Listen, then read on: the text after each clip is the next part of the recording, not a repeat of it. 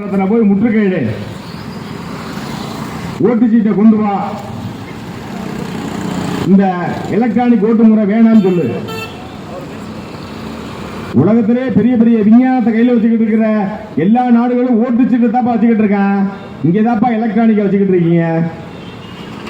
ஒரு தொலைபேசியில் இருக்கிற எல்லா டேட்டாவையும் எல்லா புள்ளி விவரங்களையும் பக்கத்தில் ஒரு செல்லை வச்சுக்கிட்டு அப்படி ஒரு ஆட்டை ஆட்டினா அந்த அந்த டேட்டா மாதிரி இங்கே வந்துடும். இல்லை செல்லை ஹேங் பண்ணலாம். இது இருக்கிற டெக்னாலஜி படுபயங்கரமா இருக்கு. நீங்க எந்த அடிப்படையில் வந்துக்கிட்டு இந்த ஒரு எலக்ட்ரானிக் வச்சுக்கிட்டு இந்த நாட்டை பக்கம் ஏமாத்திக்கிட்டு இருக்கீங்க? சரி, ஒரு ஆட்சியாவது நல்ல ஆள தெரியுதா உங்களுக்கு? அதுவும் இல்லை, ஒரு மண்ணாங்கட்டையும் கிடையாது. இந்த பாரத பிரதமருங்கிறவரு 2 பிளேட் வச்சிருக்காரு. 8500 கோடி 8000 கோடி பிளேட்டை வச்சுக்கிட்டு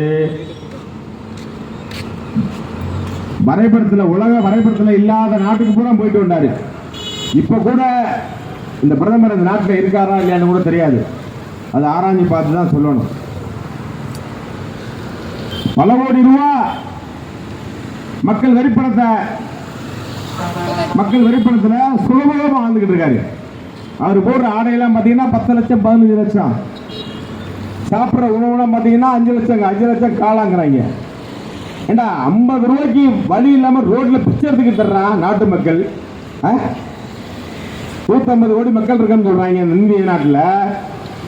ஒரு 30,000 பேருக்கு 30,000 கோடிக்கு ஒருவேளை சோத்துக்கே பக்கல்ங்கிறாங்க.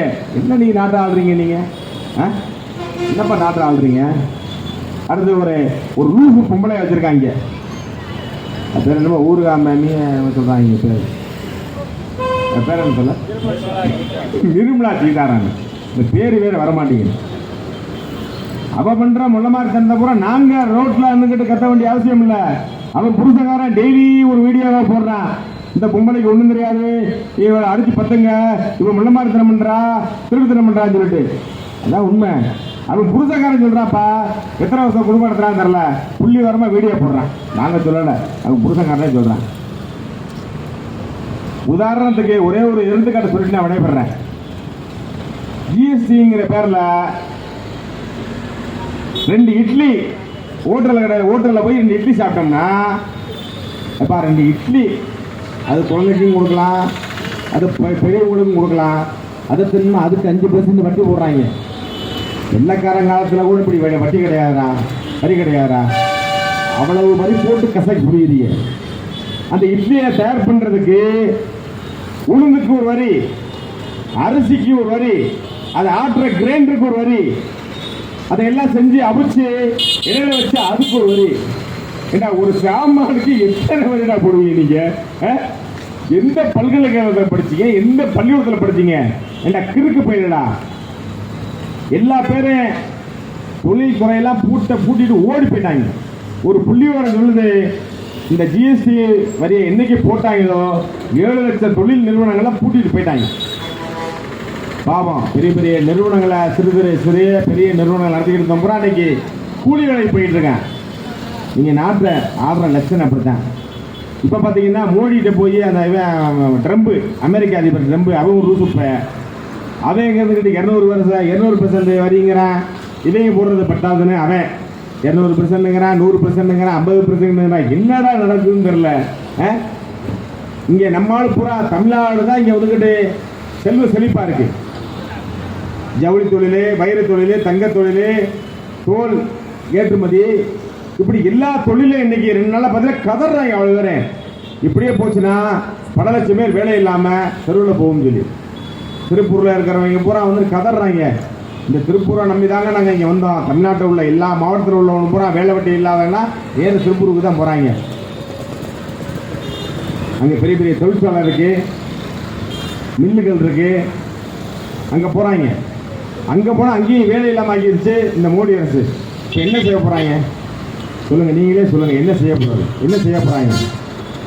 ஆக மொத்தத்தில் கோமணத்தை கூட உருகிட்டு சாப்பாட்டுக்கு வழி இல்லாமல் சோமாலியா நாடு மாதிரி ஆக்கிறதுக்கு எல்லா வேலையும் பார்த்துக்கிட்டு இருக்கு இந்த மோடி அரசு.